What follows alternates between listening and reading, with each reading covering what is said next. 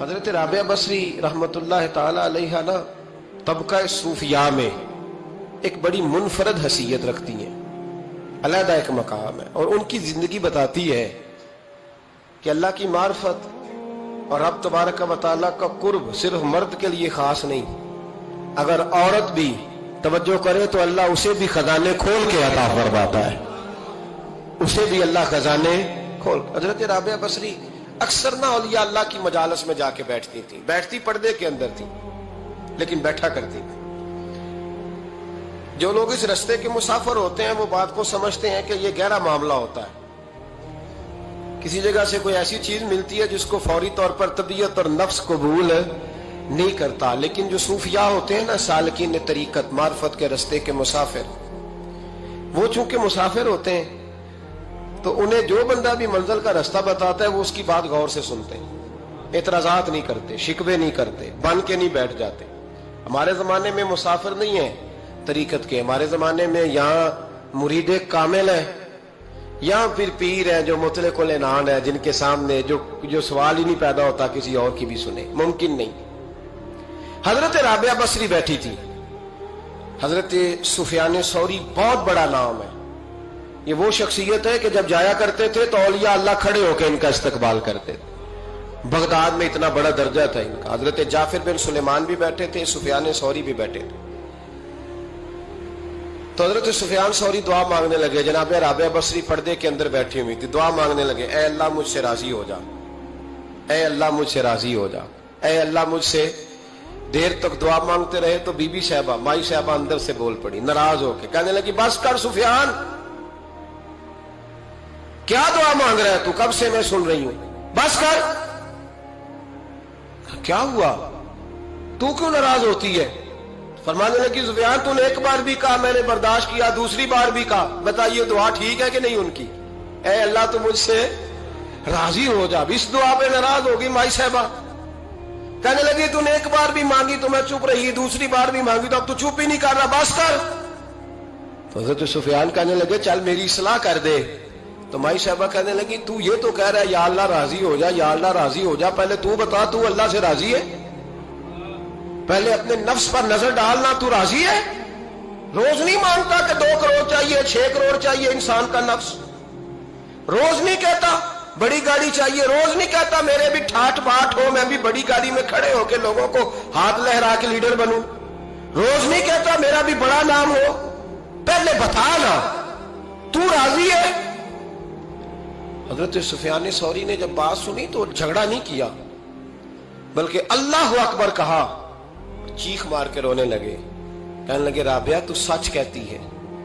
ابھی تو میں اس منزل تک نہیں پہنچا کہ میں رب سے راضی ہو جاؤں تو میں اسے راضی کرنے چلا ہوں، تو سچ کہتی ہے۔ قریب ہی حضرت جعفر بن سلیمان بیٹھے تھے، وہ بی بی رابعہ کے پاس گئے، کہنے لگے مائی صاحبہ مجھے تو بتا دے آخر بندہ اللہ سے راضی ہوتا کب ہے، یہ منزل شروع کب ہوتی ہے؟ تو آپ فرمانے لگے اس وقت کہ بندے کا جو حال نعمت ملنے پہ ہوتا ہے نا، جب وہی حال اس کا مصیبت آنے پہ ہو تو پھر سمجھو وہ اپنے رب سے راضی ہو گیا، پھر وہ اپنے رب سے۔ یہاں لوگ راضی نہیں ہیں، نہ شریعت کے حکم پر راضی ہیں معاذ اللہ، نہ دین کے آنے پر راضی ہیں، نہ نفاذ شریعت پر راضی ہیں، نہ لوگ اپنے ہر معاملے میں۔ دیکھیں نا کبھی کبھی تکلیف ہوتی ہے، کئی دفعہ لوگ بات پوچھنے آتے ہیں تو دل کرتا ہے انہیں ڈانٹ چھڑک دیں، طلاق کا مسئلہ پوچھنے کے لیے لوگ عالم کے پاس آ جائیں گے، طلاق کا مسئلہ پوچھنے۔ سوال یہ ہے کہ تو نے شادی سے پہلے کسی عالم سے رابطہ کیا تھا کہ مجھے بتائے بیوی کے حقوق کیا ہیں، اس کے ساتھ وقت گزارنا ہے میں نے تو کس طرح کے حقوق میں نے ادا کرنے ہیں، شریعت مجھے کیا حکم کرتی ہے؟ پوچھا تھا کسی عالم سے؟ دین کی ضرورت پڑی تو دین کے پاس آئے، لیکن دین کو عمل کرنے کے لیے کبھی حاصل ضرورت پڑی تو آ گئے، حاجت ہوئی تو آ گئے، طبیعت لگی تو آ گئے۔ میں درجنوں بار کہہ چکا ہوں کہ جب کسی آدمی کے پاس لاکھوں روپیہ ہوتا ہے تو کسی پیر کے پاس نہیں جاتا کہ حضرت صاحب بڑے پیسے ہیں بتائیں شکر کیسے ادا کروں، لیکن جب ذرا دقت آتی ہے، حالات خراب ہوتے ہیں تو ہر پیر کا دروازہ کھٹکھٹاتا ہے، کہتا ہے کوئی تعویذ دے دے، تو بتا جب تیرا دین کے ساتھ صرف تکلیف کا رشتہ ہے تو راضی بالرضا کب ہوگا؟ کب تو راضی ہوگا اپنے رب کے معاملات میں؟ کب تو راضی ہوگا؟ کئی دفعہ طبیعت میں تکلیف ہوتی ہے، وہ حضرت صاحب حالات بڑے خراب ہوئے، پہلے آپ نے تعویذ دیا تھا تو صحیح ہو گیا، پھر خراب ہے، میں دوبارہ آ گیا، تو دل کرتا ہے ان سے کہنے سے کہ یار ہمارے ساتھ تمہارا رشتہ خراب حالاتوں کا ہی ہے، کبھی صحیح حالاتوں میں بھی آؤ نا، بڑے خوش حالات میں بھی آؤ کہ اب حالات بڑے اچھے ہیں، ہم حاضر ہیں، کوئی حکم کریں۔ خدا را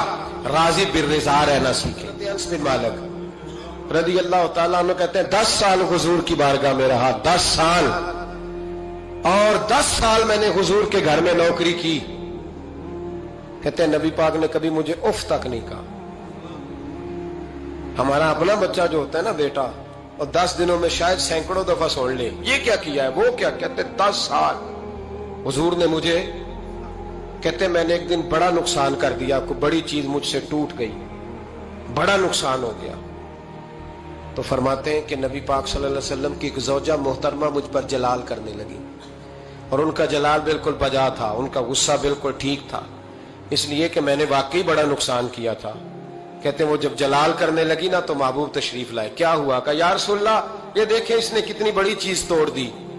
تو کہتے ہیں اب میرا خیال تھا کہ یہاں سے بھی مجھے ڈانٹ پڑنی ہے اور پڑنی چاہیے بھی، اس لیے کہ میں نے آج بڑا نقصان کیا ہے، لیکن کہتے ہیں محبوب میرے قریب آئے اور میرے کندھے پہ ہاتھ رکھا، زوجہ جلال میں تھی، تو محبوب نے کیا خوبصورت جملہ کہا، ساری سوچ ہی بدل دی، فرمانے لگے اس کو نہ ڈانٹ، اس چیز کا ٹوٹنا میرے رب کی رضا تھی تو چیز ٹوٹ گئی ہے، یہ میرے رب کی رضا تھی تو یہ چیز اب یہ غریب ہے، اس کا دل نہ توڑ، وہ ٹوٹ گیا، وہ جو ہونا تھا سو ہو گیا، اب چھوڑ، یہ میرے اللہ کی اس چیز کا اتنی دیر رہنا ہی ہمارے حق میں بہتر تھا، تو ٹوٹ گئی تو ختم۔ کہتے بڑا جلال تھا محبوب کی زوجہ کو، لیکن انہوں نے جب بات سنی تو پھر مصطفیٰ کریم کا گھرانہ، پھر حضور کی ازواج پاک، مومنوں کی مائیں، کہتے ہیں اسی وقت وہ بیٹھیں اور انہوں نے میری طرف بڑی شفقت کی نظروں سے دیکھا، اور ان کے غصے کو میں نے پیار میں بدلتے دیکھا۔ بھائی یاد رکھو اللہ کی رضا، پھر اس وقت 2-4 لاکھ کے لیے لوگوں کو ہارٹ اٹیک نہیں ہوتا، پھر 20-25 ہزار کے لیے بلڈ پریشر اپ ڈاؤن نہیں ہوتا، جب بندہ اللہ کی رضا پہ راضی رہنے لگتا ہے، پھر چھوٹی چھوٹی باتیں اس کے لیے سہانے روح نہیں بنتی، پھر ذرا ذرا سی بات اسے تکلیف نہیں دیتی، جب وہ اللہ تعالیٰ کی رضا پر راضی ہونے کا عادی ہو جاتا ہے تو پھر یہ چیزیں اس کے لیے باعث آزمائش۔ بنی اسرائیل میں ایک شخص تھا، امام غزالی رحمۃ اللہ علیہ فرماتے ہیں اس کا دل چاہا کہ پتہ تو کروں جنت میں میرا پڑوسی کون ہوگا، تو اس کو خواب میں بتایا گیا کہ فلاں بن فلاں تیرا جنت میں پڑوسی ہے۔ اب یہ بڑا عابد تھا، زاہد تھا، عبادت گزار تھا، پرہیزگار تھا، بڑا نیک تھا، بڑا پرہیزگار۔ یہ سفر کر کے اس کے پاس گیا، اس کو جا کے کہنے لگا میں تیرا مہمان نہ بن جاؤں، 2-3 دن کا بن جاؤ۔ کہتے میں 3 دن اس کے ساتھ رہا، میں اس سے زیادہ نوافل پڑھتا تھا، زیادہ صدقات و خیرات کرتا تھا، زیادہ عبادات کرتا تھا، وہ تو میرے مقابلے میں کچھ بھی نہیں۔ 3 دن کے بعد میں آنے لگا تو میں نے اس کو کہا یار میں ایک مقصد کے لیے آیا تھا تیرے پاس۔ اس نے کہا بتائیے۔ میں نے کہا کہ میرا آنے کا مقصد یہ تھا کہ میں دیکھوں تو کون سی ایسی عبادت کرتا ہے کہ جنت میں تو میرا پڑوسی بنے گا، لیکن تیری عبادات ریاضت میں تکبر نہیں کرتا، لیکن میں نے کوئی خاص چیز دیکھی نہیں، کوئی خاص بات ہے تو مجھے بتا دے۔ تو بندہ کہنے لگا کوئی خاص بات نہیں، ہاں ایک چھوٹی سی عادت ہے میرے اندر، چھوٹی سی عادت۔ بڑے لوگ کبھی بھی اپنی باتوں کو بڑا نہیں سمجھتے، کہ ایک چھوٹی سی عادت ہے، کہ وہ کون سی؟ تو وہ کہنے لگا اگر شدید گرمی ہونا تو میں نے اپنے رب سے کبھی سردی نہیں مانگی، اور کبھی برف جمی ہونا گلیوں میں تو میں نے اپنے رب سے کبھی گرمی نہیں مانگی۔ میں سمجھتا ہوں میرا رب مجھے دیتا ہی وہ ہے جو میرے حق میں بڑا بہتر ہوتا ہے۔ یہ ایک میری چھوٹی سی عادت ہے کہ کڑاکے کی دھوپ میں نے کبھی مالک سے سائے کا سوال نہیں کیا، اور اگر تیز بارش ہو رہی ہو تو میں نے کبھی یہ نہیں کہا کہ بارش نہیں ہونی چاہیے تھی، کیا بنے گا فلاں چیز کا۔ میں سمجھتا ہوں جو بہتر تھا اللہ نے وہی دے دیا ہے، تو میں مطمئن رہتا ہوں۔ تو وہ نیک آدمی وہ اللہ کے ولی کہنے لگے اسے چھوٹی سی عادت نہ بتا، تیری یہ وہ عادت ہے جس کی وجہ سے رب تجھ سے راضی ہو گیا ہے، اللہ تجھ سے راضی ہے تیری اس عادت کی بنا پر۔ جب ہمارے مزاج میں یہ چیزیں آ جائیں گی نا کہ جو میرے حق میں بہتر تھا مالک نے مجھے وہ دے دیا ہے، پھر ہم ہر جگہ بیٹھنے کی تمنا نہیں کریں گے، फिर सामने वाले से हम हसद नहीं करेंगे, फिर हम ये नहीं चाहेंगे कि अल्लाह करे वो मर जाए और उसकी हर चीज मुझे मिल जाए, फिर हमारा मिजाज, फिर हमारी तबीयत ये नहीं रहे। अल्लाह की रजा पे राजी रहे, मालिक के फैसलों में अपने दिल में कोई बोझ महसूस ना करें, अपनी जिंदगी अल्लाह के फैसलों। देखे ना, जो माँ बाप अल्लाह ने बड़े अच्छे समझे वो हमारे लिए पसंद किए, वो अल्लाह ने हमारे लिए, जो उसने हमारे हक में बड़े, जो बहन भाई, अल्लाह करे आपको समझ आए, जो बहन भाई उसने हमारे हक में बड़े अच्छे समझे वही बहन भाई उसने हमें अता किए। जिस बीवी को उसने हमारे घर के गुलशन में बेहतर समझा उसको लाके उसने हमारे आंगन में बिठाया, और जो औलाद उसने हमारे लिए बाइस इफ्तिखार समझी वो औलाद उसने हमें अता फरमाई। हजरत नूह अलैहिस्सलाम का बेटा काफिर हो गया, पर किसी जगह उन्होंने शिकवा नहीं किया कि मालिक ये काफिर क्यों हुआ। अल्लाह के कब्जे में है ना, दिल फेर सकता है ना, मुकल्लिबुल कुलूब है। लेकिन हजरत नूह ने दुआ अल्लाह की रजा पर राजी रहे, अपना मिजाज बदले, ताकि मुआशरे में ये जो घुटन है, ये जो टेंशन है, ये जो झगड़ा है, ये जो छीना छानी है, ये जो एक दूसरे